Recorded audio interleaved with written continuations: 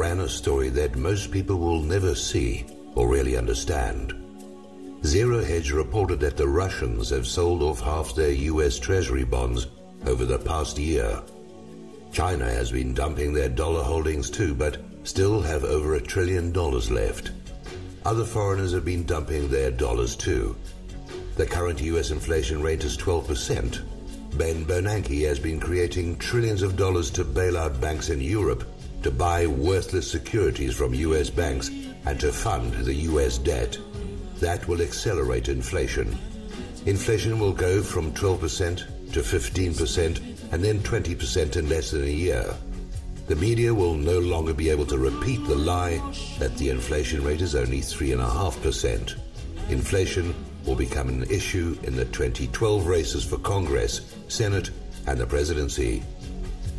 Accelerating inflation will force people overseas to dump any dollars they receive for selling American food, clothes, electronics, cars, oil, and other raw materials as soon as the transaction is completed. This phenomenon is called an increase in the velocity of money.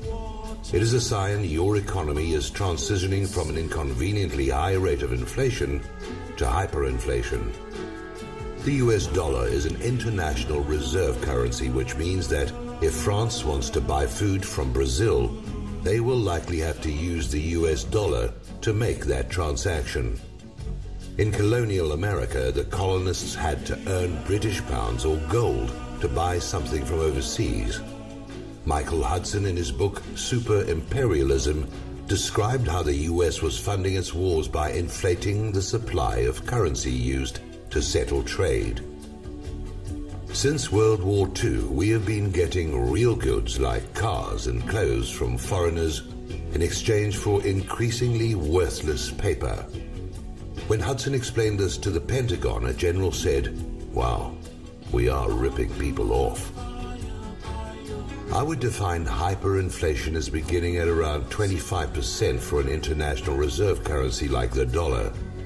That is why when inflation surged in the latter part of the Carter presidency in 1979 to 80, Chairman of the Federal Reserve Paul Volcker raised interest rates. Home mortgages went to 15.5%.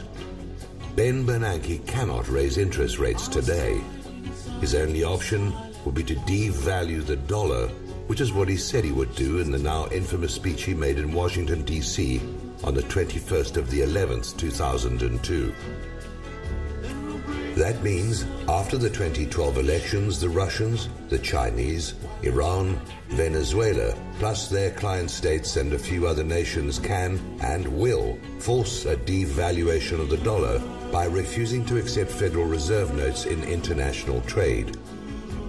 If Americans balk, China just has to dump $100 billion and buy commodities, driving the price of food out of the reach of Walmart shoppers. Of course, I realize the Chinese will be doing just what the bankers want them to do. An international conference will be held at which the dollar will be devalued by about 40%, as predicted by Bernanke. This will complete that 50% pay cut I've been predicting. The Chinese will have dumped most of their dollars before the conference so that their economy will not be harmed by a dollar devaluation. If Americans can't afford to buy Chinese products, China will just sell them to people whose currencies were revalued upwards. I would suggest you buy storable food, silver coins, not collectibles, and household items that will just increase in cost. Of course, this was all planned long ago by the bankers. I will conclude with this quote from a previous essay. The fundamental fact of your existence as a modern man or woman is that the bankers of New York and London want to reduce you to debt slavery. Accept that fact and move on to the solution. That is their plan for you. What is your plan for them?